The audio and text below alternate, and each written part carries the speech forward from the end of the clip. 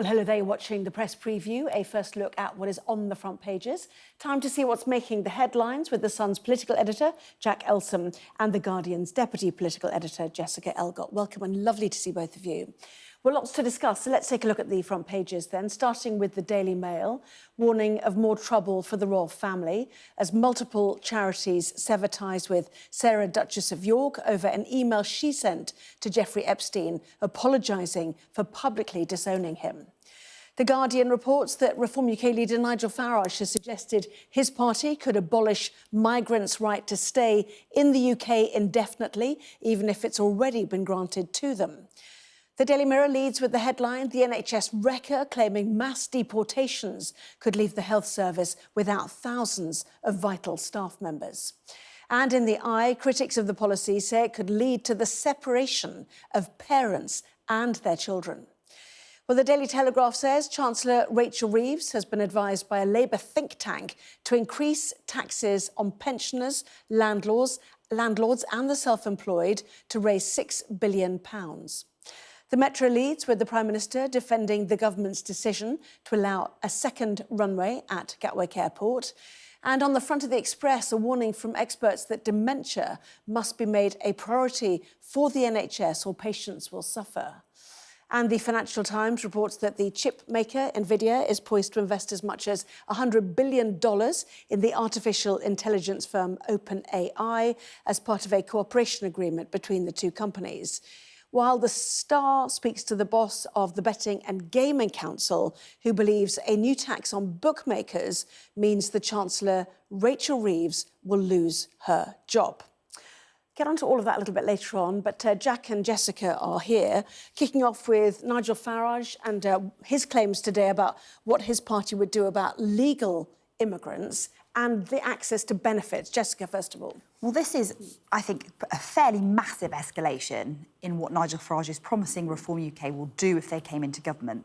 We've seen them targeting illegal migration with controversial in itself, a mass deportation plan, but focusing on those who have committed crimes. But this is about people who are here legally, people who are working here, paying taxes here, and who have families here, and applying it retrospectively. So taking away this settled status of indefinite leave to remain, which is the kind of path you go on before you eventually apply for citizenship. And it gives you access to benefits. And his argument is that those benefits should not be accessible to people who are not British citizens. And instead, he would replace it with a kind of rolling visa application, which would be very difficult to meet the criteria, potentially having a salary threshold of £60,000 or more, which could mean that many thousands of people in this country who have got British families who live and work and pay taxes here are facing the idea that they might not be able to remain here. And it is, I think, something where it perhaps feels like Reform have gone further than the British public are pretty hardline on immigration. And this feels like a moment where Reform have gone quite a lot further than the mainstream British public. Because you've made a life in the UK, you feel that your future is secured and suddenly it is not. And what are the implications then for those UK citizens who've made a life abroad in somewhere like southern Spain, for example? Yeah, listen, I mean, Nigel Farage here is clearly reflecting a lot of frustration in terms of large swathes of the British people who are unhappy with the twin issues of immigration and massive welfare spending, and he's linking both of them and trying to show to voters that he seriously gets this. We had stats recently showing that more than 1 million migrants are claiming universal credit. Almost half of those have no requirements to look for work and are unemployed. So he's clearly reflecting that. But I think there are three main issues with today. I think the first is about, do the sums stack up? And there's been lots of contention about this £236 billion claim. I don't really think Nigel Farage will be too bothered by that, because as long as you're talking about massive eye-watering numbers here, it's sort of like the vote leave bus again, isn't it? And actually, it sort of gets him in the headlines and proves his point. The second one is about workability. Is he going to be able to realistically deport up to 800,000 people in the next few years? You know, we have a massive backlog of asylum cases at the moment, which is about 100,000. So if that's taking loads to go through the process, do we have the infrastructure of state to be able to get that? And I think the last thing is really about this question, which we've just touched on, which is about morality, because we are a compassionate nation. We don't like being taken for a ride. But I think that if you told someone they have indefinite leave to remain already, and then you go back on that contract which you've signed with them, a lot of people, and even some Conservative commentators tonight, are saying that doesn't seem right, that seems wrong. So if you do it proactively in the future, that's one thing. If you do it retrospectively, that's a different kettle of fish. Yes, and indeed, the Eye says the Farage plan to deport migrants would split families who live in Britain. His party announces it would scrap the right for immigrants to permanently settle in the UK after 5 years, making it harder to obtain citizenship and therefore claim benefits. And the Daily Mirror there goes on to talk about the job sectors that it might really impact. Now, he was talking about we need higher skills and higher wage people coming to this country. But that's not necessarily the case always, is it? When you look at the health and social care sector. Let's be clear about the kind of person we could be talking about. We could be talking about a nurse or a school teacher who's going to be earning way under £60,000. Potentially he was married to a British citizen who might have children whose only citizenship is British. That kind of person being under threat from this policy. I really don't think that's where the British people are, even if you're extremely serious about lowering net migration, stopping illegal migration and stopping potential abuse of the benefit system, which I think is also clearly a big issue that the country faces. But that category of person who is living here, working, paying taxes, doing very important jobs, often in public services, I think is the wrong target for reform. It is interesting, though, because earlier this year, the government came out with their big immigration white paper, and part of that, actually pretty radical reforms to their credit, I think, was getting rid of this social care visa to get foreign social care workers over here. And so Nigel Farage isn't promising too much more in terms of that. And obviously the Mirror are making the point about the NHS. The government themselves recognise there is a big problem with social care staff coming in and flooding the system, often bringing dependents as well. But clearly this is a massive pitch by reform to really sort of, capture the battleground of immigration. And once again, it's the other parties that are playing catch-up. He's the ones who is dominating headlines tonight. And, I think that while there will be a lot of squeamishness about the policy, there'll be many people out there nodding along and agreeing with him.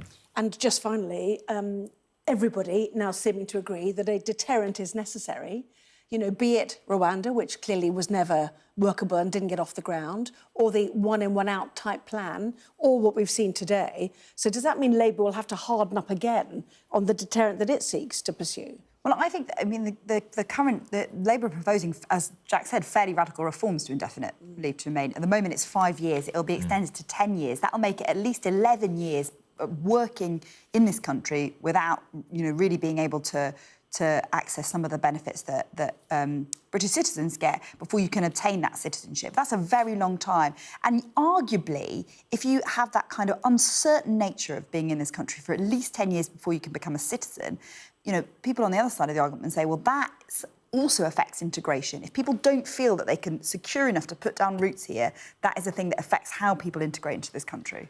Yes, very interesting, yeah. Just quickly, because I do want to get up to the... I was going to say it's interesting because almost all of the political debate in the past year or so in terms of migration has been about illegal migration. It's been about boats, it's been about hotels, it's been about returns, deportations, asylum, whatever. The actual sheer numbers of this is mainly legal migration, and that's why it's interesting. Despite illegal migration being so much more visible in channel crossings, in hotels, the fact that Nigel Farage is making a big pitch on legal migration now, I think speaks to the fact that he recognises that a lot of people are getting fed up with numbers, jobs, all that sort of stuff. Yeah, the Boris wave, wasn't it? Boris wave. Which was there partly because there weren't enough people to fill roles after COVID. Let's go to breaking news of tonight then. This is Donald Trump and his health secretary suggesting that paracetamol should not be taken by pregnant women over fears about autism.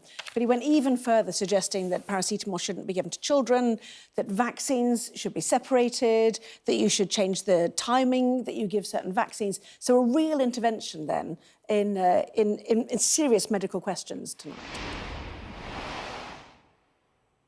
I mean, of course... Yes, do continue. Oh, sorry, I was wondering whether there was something... I heard the sound on the screen. I was like, it's something about to play. I mean, I think the main point here is that, of course, you should always be open-minded about, what potential effects there can be, potential side effects, and we have seen that with drugs in the past.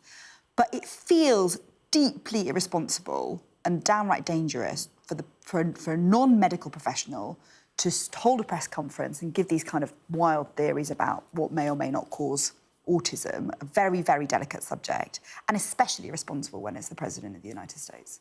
Yeah, I mean, like, obviously, none of us are experts on this, and so I wouldn't like to sort of cast any aspersions or medical advice with it. But I do think I agree with Jess. There have clearly been scandals in the past when it comes to the taking of drugs, thalidomide, etc. And I do think that if it's coming from the President of the United States and it is being backed up by the machine of government, then it should at least be investigated by some impartial scientists. But we do know that Robert Kennedy Jr. does have some pretty fruity views when it comes to science, when it comes to vaccines, when it comes to healthcare, and therefore, I think that if he is putting out, maybe half-baked views on this, then I think they should be questioned. But then again, I think that I really don't know when it comes to this. It's a lot of information to digest. The UK drugs regulator, the MHRA, has come out and said very categorically there is no link between paracetamol taken during pregnancy and autism, and continues to recommend paracetamol as a drug that pregnant women can take. So they've been very firm on that, suggesting that there is no proven links between the two. And everyone pointing out that, the question about causation and correlation, that does not mean one leads to another. And of course, like you always have to weigh up, what's the alternative to this, and if a pregnant woman is in pain, often things can happen to you. You can have accidents or you can have illnesses. The effect of that can have, the stress that being in pain that you don't need to be in can put on a pregnant woman's body can also be something that can damage an unborn baby. So all of these things are the kind of things that medical professionals, they just weigh them up all the time in terms of what they recommend people do or don't take. It's going to be an incredibly difficult situation now, isn't it, if you're a pregnant woman, because having seen this information, you are not going to even want to take the chance. And even if you're seeing people like the MHRA and independent scientists go, no, it's perfectly safe. If you see the President of the United States say there's even a small chance that your child could get autism as a result of this, you're probably not going to want to do it. And the stigmatisation as well. If you do go ahead with the medical advice and, keep taking paracetamol, other people might go, you're a bad person because you might give your child autism. And so, it's an awful minefield now. And I think that, it's probably incumbent on politicians, scientists to actually do the research in this, drill down into it and come up with a cohesive, singular answer. Well, he talked about MMR, hepatitis B as well. As I said, giving of paracetamol to children, which is often very necessary to bring down a fever. So it is a very significant intervention, certainly. Lots more still to come, including the Duchess of York being dropped as a patron of several charities over emails she sent to Jeffrey Epstein. We'll discuss that in just a moment.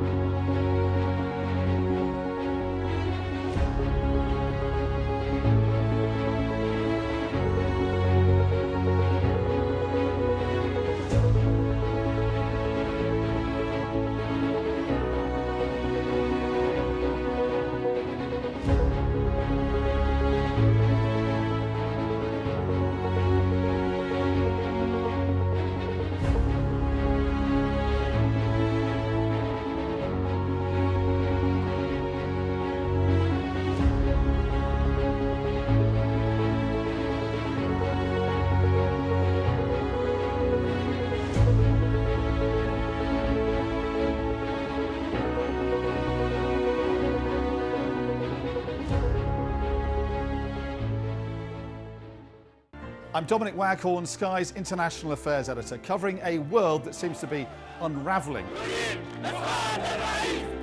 It's not his country, it's ours. Sky News, the full story first, free wherever you get your news. It's half an hour now past the deadline that Hamas issued, and we've now seen a third barrage of rockets coming in.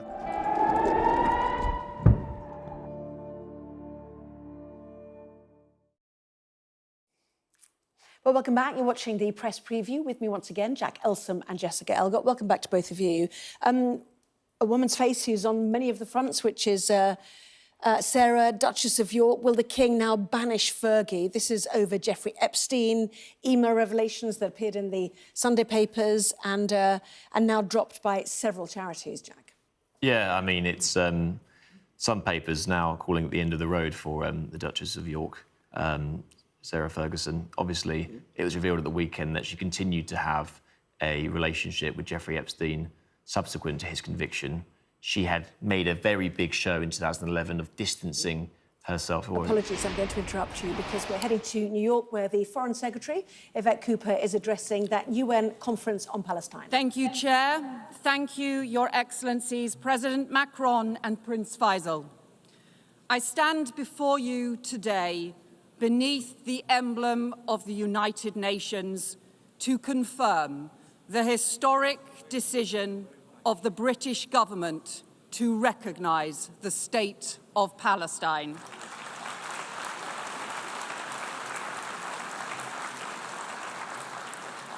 This step, alongside friends and partners, reflects a long-standing truth that statehood is the inalienable right of the Palestinian people and that two states is the only path to security and lasting peace for Israelis and Palestinians alike. But it also reflects a grave reality. The two-state solution that for decades has commanded global support is in profound peril. From continued bloodshed, man-made famine, terrorism and hostage-taking, settlement expansion and settler violence. And Hamas terrorists continue to hold hostages seized in the barbaric attack of October 7th, prolonging the unimaginable anguish of their families.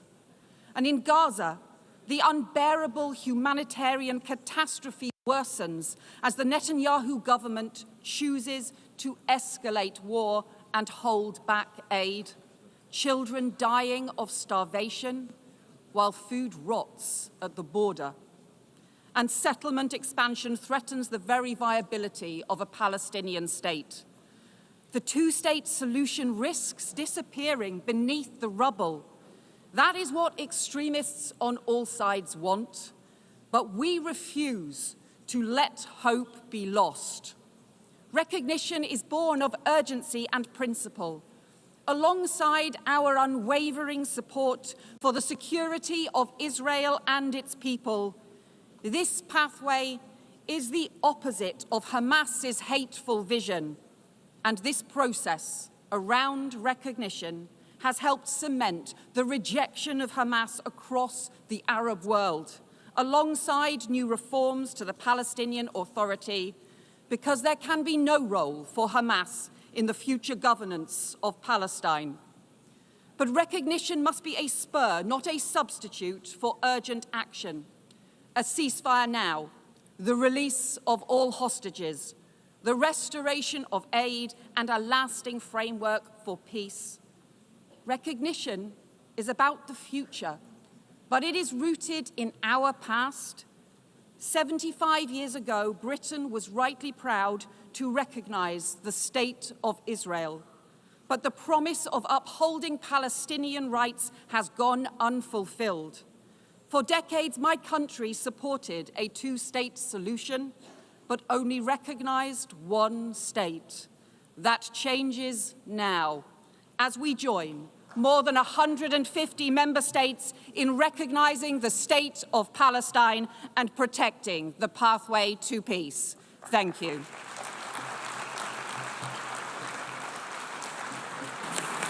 Thank you, Yvette. So Yvette Cooper speaking publicly to the room there, what we heard over the weekend from Sir Keir Starmer, confirming the historic, but some might say largely symbolic move, intended, he said then, to revive the hope of peace for the Palestinians and Israelis. And certainly the UK suggesting it would use the UN General Assembly to push for international backing of a framework for peace in the Middle East. You can see this all overseen there by the French President Emmanuel Macron, who tonight also committed France to recognising Palestinian statehood. And the suggestion was that the UK and France were leading the way. In fact, 147 states already recognise the Palestinian state. And so we're, in a sense, this is a lag. But what significance does it have, do you think, Jessica? And it could go either way in terms of what Israel does next. Yeah, I think it is a hugely symbolic moment. It is a recognition that some of the most powerful states in the world, Britain, France, still maintain this hope in a two-state solution. It will mean the conversion of Palestinian high commissions into embassies in the countries. We saw the flag raising there today in London. And I think especially it feels very, very important here because for Labour MPs, it's incredibly symbolic to be seen to be doing far more than the government has been doing to use Britain's influence to try and end this horrific war.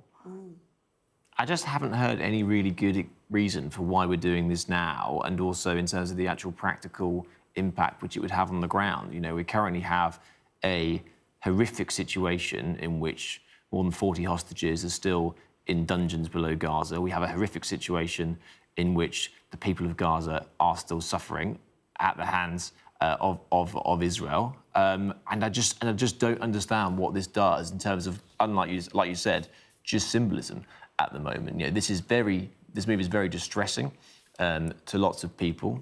Donald Trump is saying that it is rewarding Hamas for October 7th. And I just struggle to see among lots of people what actually the actual objective is to do, if not just gesture politics. And it strikes me as an entire exercise in just placating Labour MPs who are, like Jess said, very animated about this at the moment.